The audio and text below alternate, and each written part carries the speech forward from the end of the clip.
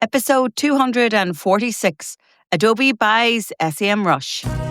The primitive forms of artificial intelligence we already have proved very useful. AI is a golden opportunity.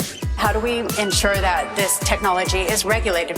The long arc of technological history is now in an extraordinary new phase. The AI 6 podcast with Joanne Sweeney. Adobe has agreed to acquire SEMrush for about $1.9 billion. And I think this is big news.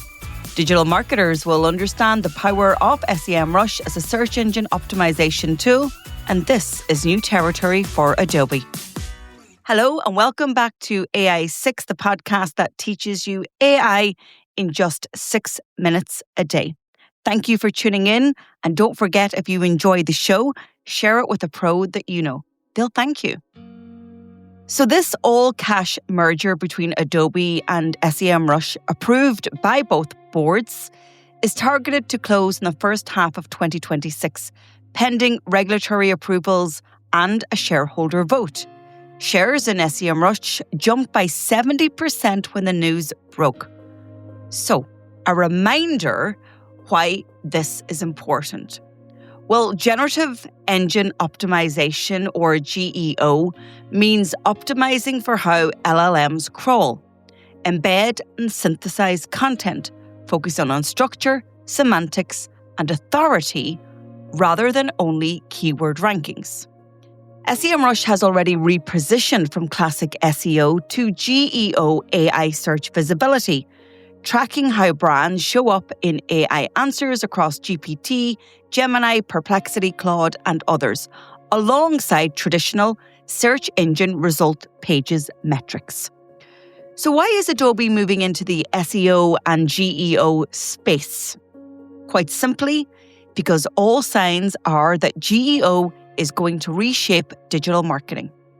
Traffic from generative AI sources to US retail sites, for example, has reportedly grown more than 1,000% year on year, and Adobe explicitly frames the deal as helping marketers stay discoverable in AI search and across LLM-based assistants, not just classic search engines. Integrating SEMrush into Adobe Experience Cloud, so AEM, Analytics, Brand Concierge, etc., is meant to give enterprises a single view of how their brand shows up across owned channels, traditional search, generative engines, and the wider web, and then use that intelligence to optimize content and campaigns. It makes perfect sense. So how does this fit Adobe's AI ambition? Well, they want to be the enterprise-grade end-to-end platform for the content supply chain, Firefly and Creative Cloud to generate content, Gen Studio and Experience Cloud to manage and deliver it, and now SEMrush data to optimize how it performs in search and AI interfaces. Firefly is being positioned as a hub that combines Adobe's own models with partners like Google and OpenAI, plus services like Firefly Foundry to build custom enterprise models. So adding SEMrush gives Adobe the where and how customers find you signal layer that feeds this AI flywheel. Adobe says the combined offering will give marketers, quote, a holistic understanding of how their brands appear across own channels, LLMs, traditional search, and the wider web, implying SEMrush data and dashboards will surface directly in Adobe Experience Cloud. According to McKinsey, the consulting firm, GEO was forecast to sit alongside or even above traditional SEO as AI assistants take a meaningful share of search. Some analysts talk about 20 to 25% of queries by maybe 2026, pushing budgets into tools that understand answer engine behavior. If you're not repositioning your brand, your business, or your agency for GEO on top of SEO, get moving.